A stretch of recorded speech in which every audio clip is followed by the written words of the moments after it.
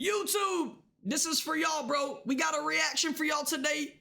We are doing a reaction of a 13-year-old boy that murdered his sister and tried to get away with it.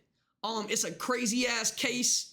I was watching it earlier a little bit. I didn't watch it all the way through just so we could react to it on the stream today, but it's about to be good. Stay tuned. It's about to be fire. Chat, listen, let's get ready. Let's get into this shit, bro. Everybody lock in, go grab your popcorn, go grab your damn drinks, and let's watch this shit, bro. I want you to start CPR, okay? No, I know for a fact that she's dead because Do you want to go ahead and try? It might still help, okay? No, I don't think it'll help. No, I don't think it'll help. This is 13-year-old Paris Bennett. He is refusing to perform CPR on his 4-year-old sister, Ella. The 911 operator pleads with him to try to save his sister's life, but the real reason the older brother is not cooperating is because he is hiding the most disturbing secret.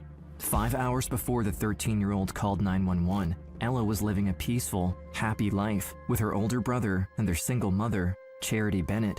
The two siblings were each other's best friends. The big brother was always looking out for his little sister. Yo, chat, before we get all the way into it, before they describe everything, what do y'all think happened? Do y'all think what the brother done to his sister was intentional? Or do y'all think it was an accident? Do y'all think what he done was intentional? Or do y'all think it was an accident? I think he RKO'd her is fucking crazy, Michael. Are we serious? All right, chat. All right, bet. All right, bet. Yo, listen, I'm gonna let y'all know this gets heavy. Okay? Chat, I'm letting y'all know right now, this shit gets heavy, okay? I'm telling often you, bro. watching her while she slept and protecting her with all of his love. The little girl looked up to her big brother and trusted him with all her heart. But on the night of February 4th, 2007, everything changed.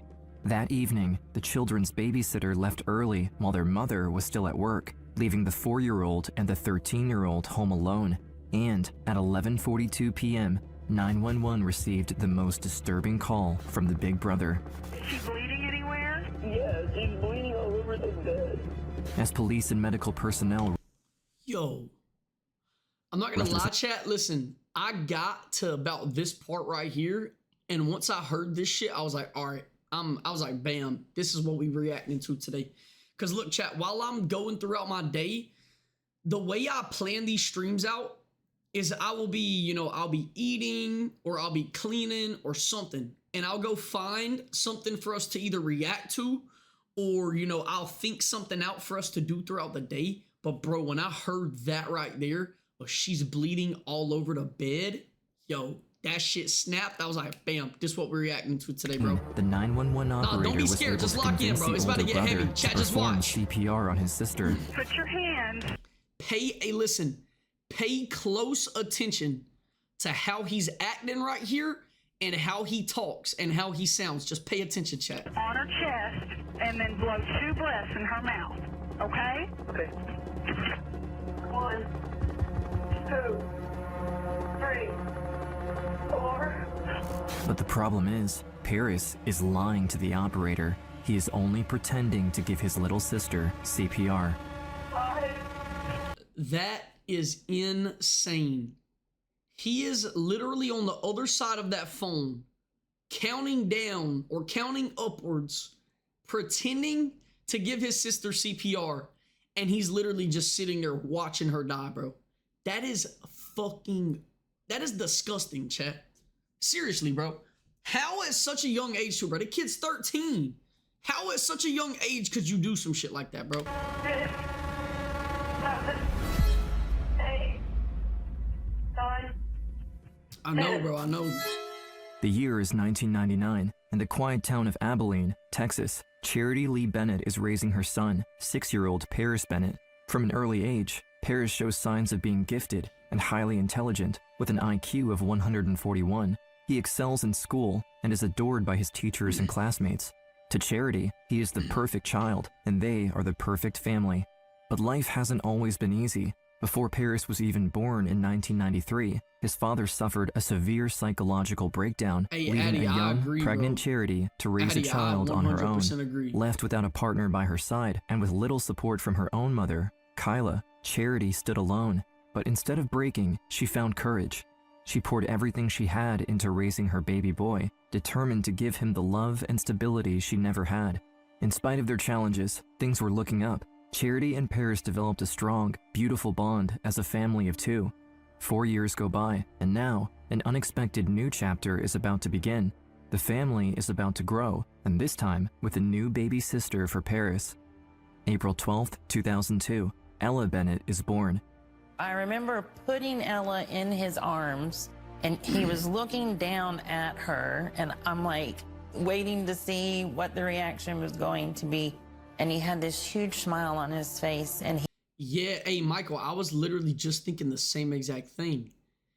Bro, and for a kid to have 140 IQ is insane. I don't think y'all understand what a 140 IQ is at his age. Chat, my IQ is not even that high, bro. I'm not kidding. My IQ is not even that high. And this kid is this a smart ass child right here, bro. For real. he said to me, he goes, "Oh, mama, she's beautiful." As her kids grow older, Charity can't help but notice the stark differences between her two children. Ella is lively, spunky, social, the kind of child who can light up an entire room.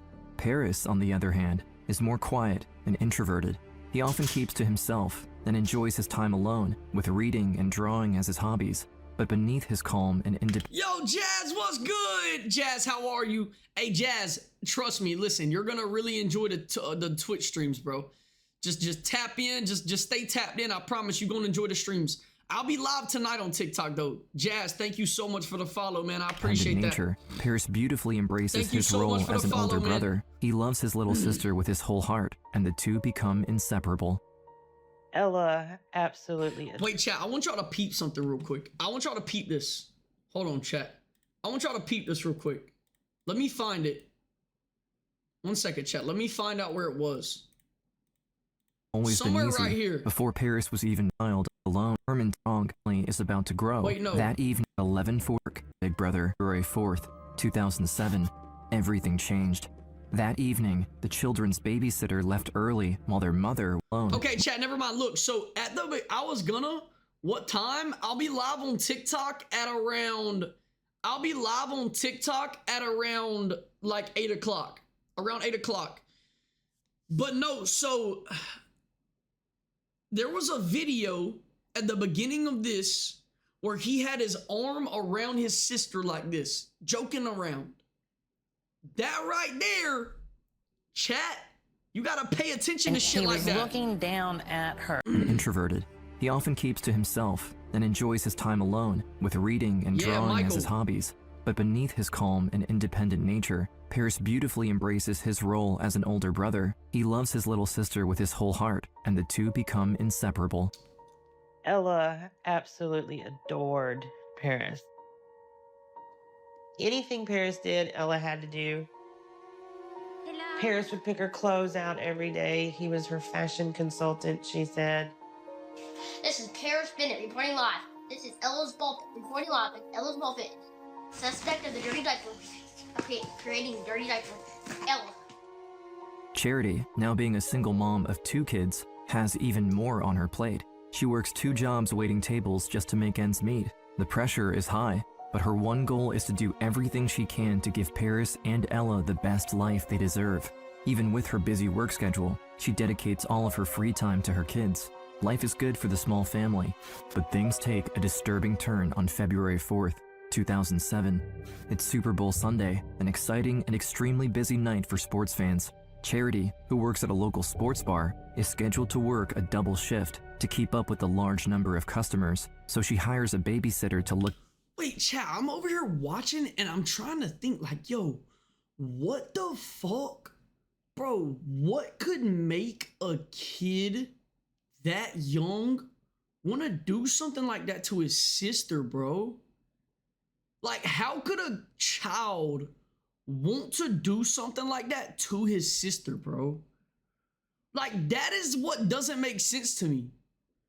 Yeah, bro, Michael, it had to be like some It had to be like some type of crash out or something.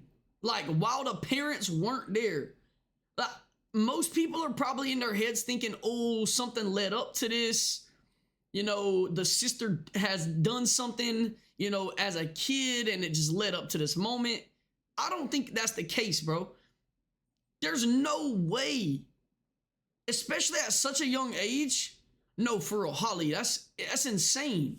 After the now 13-year-old Paris and 4-year-old Ella, the bar is completely packed, and Charity works hard throughout the evening with just a few hours left until she can clock out and go back home to her kids. But suddenly, cops walk into the bar and start asking the staff about Charity. Around midnight, the cops are at the front door. They went to the manager's office. They called my name. They told me that my daughter had been hurt. And I was like, you need to take me to Ellen now. Charity is in a state of shock. They quickly leave the bar, and police escort her home. Her mind is racing. She attempts to stay calm, still not knowing what happened to her children, and specifically, Ella. Charity tries her best to not imagine the worst, but the cops' serious looks, combined with their unsettling... Yo, bro, y'all gotta think about how that mom felt, bro. Imagine the cops going to your job and pulling you out of work and telling you something wrong happened to your son or your daughter. Something bad happened to your son or your daughter. Like, imagine where her damn heart probably dropped to her ass. Seriously. Quietness sends a chill down her spine. As they finally arrive, Charity sees her house is blocked off with caution tape and surrounded by dozens of people. Police everywhere. News That's insane, trucks, bro. neighbors. The entire street was lit up. At that moment, Charity knows something terrible has happened. Unable to be left in the dark for any longer, she pleads with the cops, begging them to just tell her what they seem so afraid to reveal. And that's when her entire world flips upside down. Ella is dead. Damn. Yo, chat, I'm telling y'all right now, this is my first time watching this, just like it is y'all's first time watching this.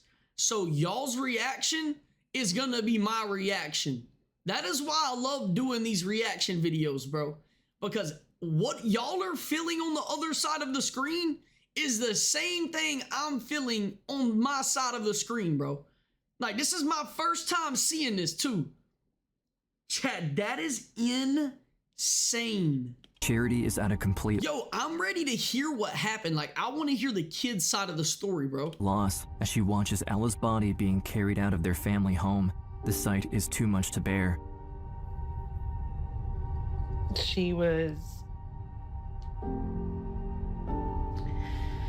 in a body bag. It was zipped up to her chin.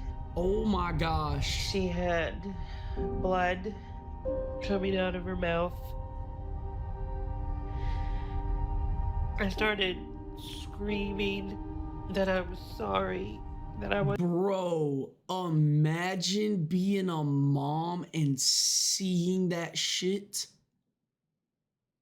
Imagine being a mom and seeing your own daughter or son like that. Yo, that is heavy, chat. Nah. That is heavy, bro. wasn't there.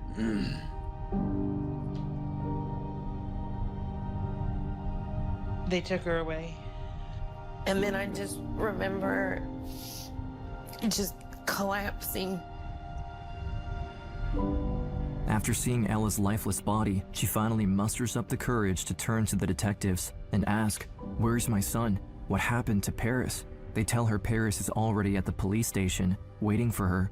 She lets out a sigh of relief hearing that Paris is alive and well, but as she gets into the police car to go and reunite with her son, something feels off. There's a coldness in the air, anxiously waiting to arrive. Chat, I'm about to tell y'all something about moms real quick, and I'm not playing. If you still have your mom in your life, listen to what I'm about to tell you. Your mom knows shit before she knows shit. If you know what I'm saying, you know what I'm saying. Like, if you still have your mom in your life, your mom knows what the fuck. Like, moms have that type of, yes, Holly, exactly, the mom instincts. They be having them mom gut feelings, and they're always right, bro.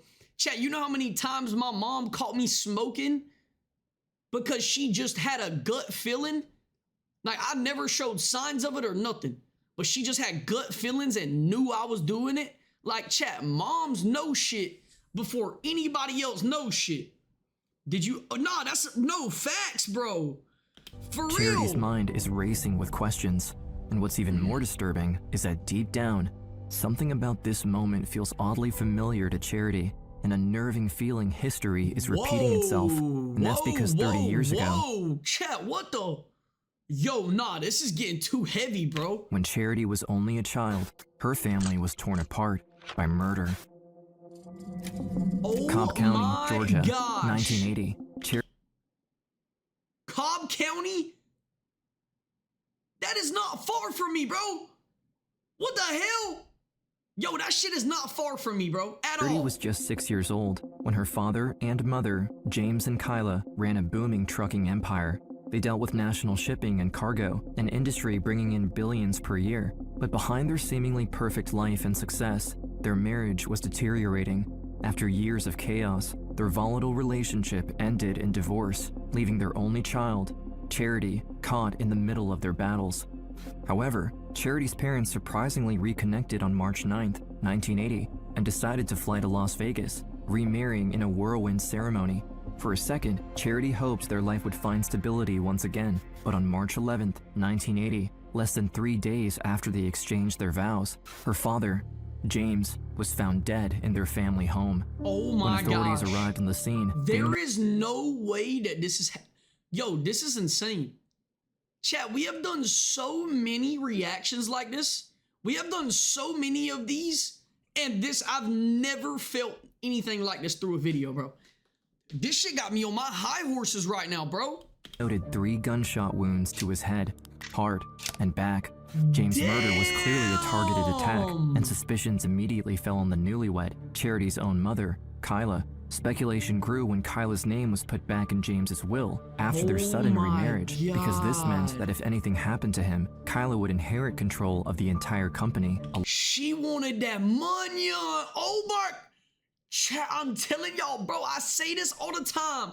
People will do the craziest shit for a little bit of money, bro. Yo, if you got a girl or anybody in your life that is money hungry and it's bad, get their ass up out of there. It's gonna end badly. It might not end in murder, but it's gonna end badly, okay? Telling you right now, bro. I am telling you right now. No, that is insane, chat. She murdered her husband, shot him 3 times in GTA just to get a little bit of money. Along That's with his insane. fortune. Investigators also considered whether his murder was maybe a professional hit tied to organized crime. And from there, the whispers grew louder. Rumors swirled that Kyla had allegedly paid $50,000 to have him executed. Detectives... She put a bounty on his head? I don't think y'all understand how crazy this is right now. $50,000 on his head is insane, bro. That is, bro, they are, okay, I'm not gonna lie. The fact that they was tied into the shipment industry and the like cargo crate industry and shit like that, I'm gonna be real with y'all, chat. He probably had bank, like more than just bank. Like he was like, his money stood taller than a damn Empire State Building. were quick to question her about the murder contract, and Kyla admitted she had asked about it, but claimed it was only out of curiosity. Without any other leads, Kyla quickly became their main suspect. and prosecution spent the next 4 months building a case against her before finally taking her to trial. For 11 days, jurors listened to all the allegations and the evidence, or lack thereof, and the verdict came back as not guilty. Kyla walked out of court a free woman. In the eyes of many, she had beaten the odds. The killer was never officially found, and the weapon never recovered. Kyla returned to her life of luxury. Now in complete control of their business empire, she began raising Charity on her own. After her mother's acquittal, Charity grew up haunted by the loss of her father. Everyone around her believed that her own mother was her father's killer, and as much as everyone tried to shield Charity from that possibility, it followed her. Her classmates would taunt her over and over again. Kids would come up and say, "Oh, I hear your mommy killed your daddy." It was a constant presence in my life. Meanwhile, at home, Charity felt neglected by her mother. Bro, y'all gotta think about how that makes somebody feel, bro. Imagine growing up and everybody is telling you your mom killed your father, but you don't know the truth, and your mom ain't telling you the truth. Like, yo, that's fucking crazy. With her father's absence, her mother, Kyla, fell into a lavish and reckless lifestyle, drinking and doing drugs, all while running the family business, leaving... Michael, ain't no motherfucking way you just said that. Michael just said, nah, if I'm that child, I'm getting my dad's get back when I'm older against my mom. Hey, motherfucking yo, bro. Like, yo, Michael, ain't no way, dude. Man, what the fuck, Ain't man? no way, bro. Get your ass on. No, that's actually crazy, Michael. I'm not gonna lie. Charity. Hey, yo. Kyla continues insisting that she did not murder her husband, Charity's father, and that she had been framed, but it didn't matter what the truth was, because the relationship between mother and daughter remained strained. As the years went by, Charity focused on her education, eventually graduating from high school with honors. But in spite of her achievements, the love she craved from her mother was still missing. Beneath her calm exterior, she was hiding a secret. The pressure, the loss of her father, and the years of loneliness finally caught up to her, and she desperately looked for a way to silence the noise around her. For the next 4 years, Charity would struggle with an addiction to drugs, but at age 18, she decided to start fighting back and got clean.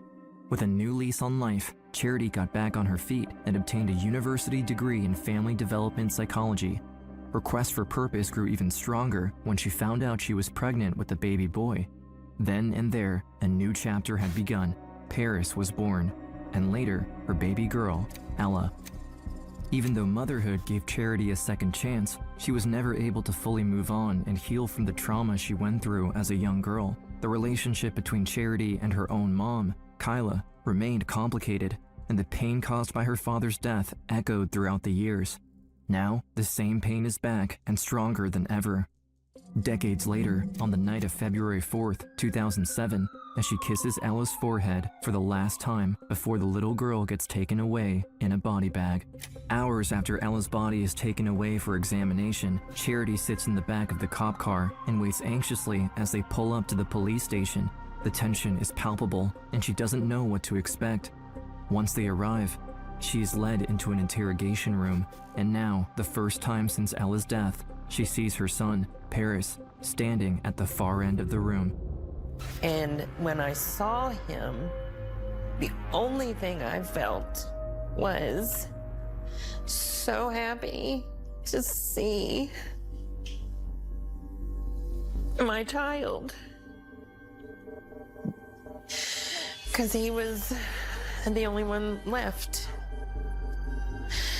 I started hugging him and just cried forever.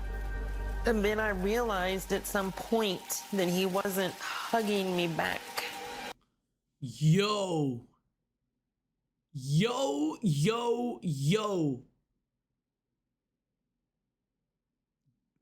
This is too heavy, chat. This is heavy, bro. Holly, nah, chat. I don't know. Yo, what would y'all guess? Yeah, Holly, I was about to say his smile, like he gives off that type of smile, bro. You know what I'm saying, chat? Like there's them people, they be giving off them type of smiles, bro. and he gave off that type of smile. I'm gonna be real. I don't know what could have had his ass tweaking like that. Cause this is insane, child. I've never seen anything this heavy, bro. And that's when everything stopped making sense. Paris's coldness toward his own mother and his sister's death feels deeply unnerving to Charity. Something is not right at all. As detectives take over and begin investigating, they have no idea how disturbing the crime and Paris really are.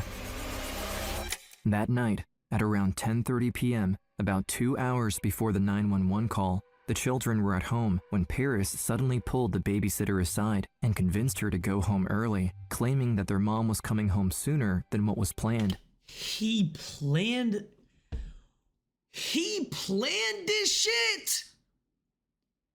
What the fuck are they feeding these kids in Texas, bro? He planned it?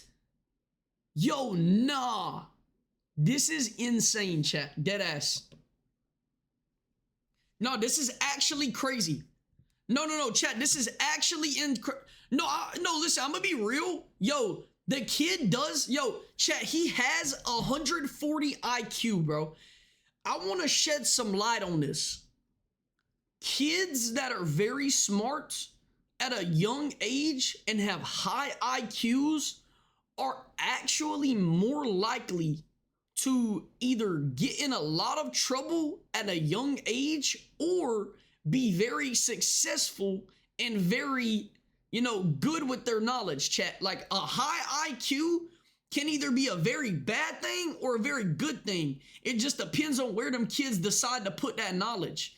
Whenever you have such a high IQ and you are hyper focused on something, like, chat, who knows, this young 13-year-old boy could have been watching crime shows and murder shows all day long.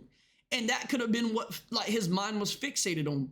And with such a high IQ and being such a young age, he probably didn't know what to, like, do with that type of information. So in his head, planning out on murdering his sister, my guy was playing GTA is fucking crazy. Okay, Michael. After that one, we getting back to it, And at 13 years old, he was responsible enough to take care of Ella until she arrived. Bro, the fact that he was smart enough to convince his babysitter to leave early just so he can do it is insane. Like, you got to think about how much planning that takes, chat. Like, he had to know what he was going to say. He had to really plan and think that shit out, bro. These things were untrue. A few minutes later, the two children were left alone in the house. Things quickly escalated. Abilene 911. Hello? Abilene 911, go ahead. I accidentally killed somebody. You think you killed somebody? No, I know I did. I woke up and I was hallucinating. You were hallucinating? Yes, and I thought my sister was a demon and I killed her. Seemingly. Chat, he is too fucking smart. Nope.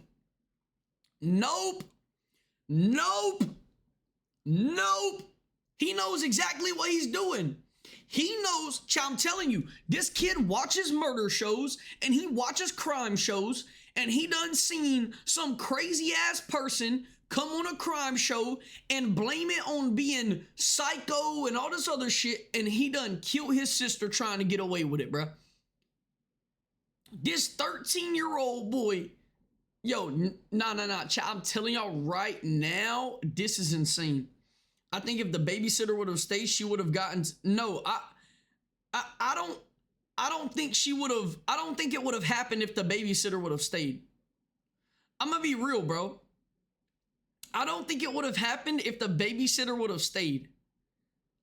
I don't think so. Frantic and in between tears, Paris appeared helpless to the operator. On the other end of the line, she urged the teen boy to perform CPR, a suggestion he initially resisted, insisting it was too late. What I want you to do is take her off the bed. No, I know for a fact that she's dead because Do you want to go ahead and try? It might still help, okay? No, I don't think it'll help because... Come on, Paris, work with me. The operator is forced to plead with him as she believed time was running out for the little girl, but unbeknownst to her, it was already too late. Paris? Yes? Take her off the bed and put her on the floor. Okay, hold on. What I want you to do is I want you to put your hands on her chest. Okay, and I want you to push 30 times. I want you to count. The operator continued to guide him through the procedure while waiting for the officers to arrive, but once they did, they found Ella lying face down, meaning there were no signs that anyone performed CPR on her. The entire Oh my gosh. Yo, this shit gets crazier and crazier. Yo, it just gets crazier and crazier, bro. Are we dead at... Yo, chat, is this shit being like... Is this serious? Face down is crazy. Actually. Chat, that is insane. No, seriously. Because you want to know what's crazy? At the beginning of this, there was literally a scene where he was going 1, 2, 3, 4, 5... acting like he was giving his sister CPR and he never was. That is like...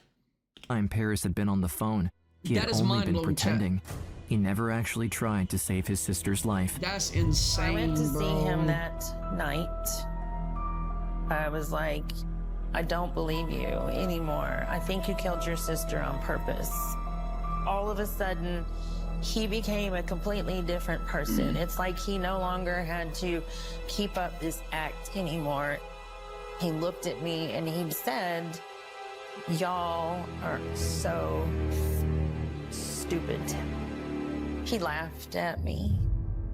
Growing up, Paris always This kid got fucking demons, bro. This kid got demons, chat. seemed like a gifted, quiet boy and good-mannered child, caring and looking out for his sister. But now, Charity looks back in horror and wonders if there was more than met the eye with Paris, hints of strange behavior, or clues that he could have been capable of something like this. Like, chat, look, yo, look at that. Chat, look at that, bro. Watch this. You don't do this shit to your little ass sister, bro. But now, Charity looks back in horror and wonders if there was more than met the eye Chat, with watch. Paris, hints of strange behavior, or clues that he could have been capable of something like this. Like, yo, you don't do that with your sister, bro. Paris? Like, look, chat, look at what he's doing. Bro, look at what he's doing. What is your problem? People that have had siblings, they tussle, they wrestle. Sometimes you have to pull them apart. 95% of the time, they got along well. But despite any issues she had with Paris, she never thought he could ever harm his little sister. February 10th, 2007, Ella's funeral is being held at a local church. Family, friends, and members of the community gather to say goodbye, to remember a beautiful little girl gone far too soon. Wanted to be a singer. I don't really know what to say at a time like this because... Ella, she was a pistol. And she always said what was ever on her mind. She brought life into everybody. The small town of Abilene, Texas, is in complete shock. 4-year-old Ella Bennett's horrific murder made no sense. Charity doesn't know what to do. Not only did she lose her daughter, but her son is the one incarcerated for the murder. While struggling with her grief, all eyes are on her. To the community, it was Charity's fault anything like this had ever happened. It was her fault for creating a monster. I remember people discussing what kind of books did Paris read and what kind of video games did he play. I believe Charity got the brunt of that because even if it's a book that he's reading, well, who got him the book? And even if it's a video game that he's playing, well, who allowed him to play that game? Charity took a lot of heat for her situation. People were very cruel to her. She'd be in a shock. Oh, you're the mother that, oh, your son, you know, In the midst of the community's criticism, Charity was broken. Her first love, Paris, just took the life of her second love, Ella. She feels as though she's lost both her children, but the reality is, Paris is still alive, and she is still his mother, despite the cruel betrayal. But just like everyone in the town, Charity never... Chat, y'all have to think about how insane, like, y'all gotta think about how crazy, like, what's happening truly is. Like, y'all gotta really think about how crazy what's happening truly is, bro. Like, this ain't normal shit right here. Saw this coming. Charity needs answers. She needs to know what's wrong with her son to ensure she gets justice for her daughter. I had a psychopath checklist youth version administered to Paris and then reevaluated. His assessor told me, you deserve to know that your son is a sociopath. But everything only gets harder once Charity starts preparing for the trial. With her 4-year-old Ella dead and her only living child being the one to take her life, she has to face the fact that by being there for each of her children, she risks failing the other. When I would go talk to a district attorney, I had to be Ella's mother. When I went to talk to a defense attorney, I had to be Paris's mother. And if I tried to put Paris and Ella together in my brain, I really got close to insanity. The trial begins nearly a month after the tragic event. The messiness only worsens when she finds herself standing in the middle of the courtroom. At one point, sat in the middle because I can't choose sides. They're both my children. Deep inside, Charity faces the reality that there's nothing she can do. I'm not gonna lie, my kid or not, I don't give a fuck, bro. Chat, hold on. Lucky. Hey. Come here. Lucky, come on. The hell you doing over here, bro?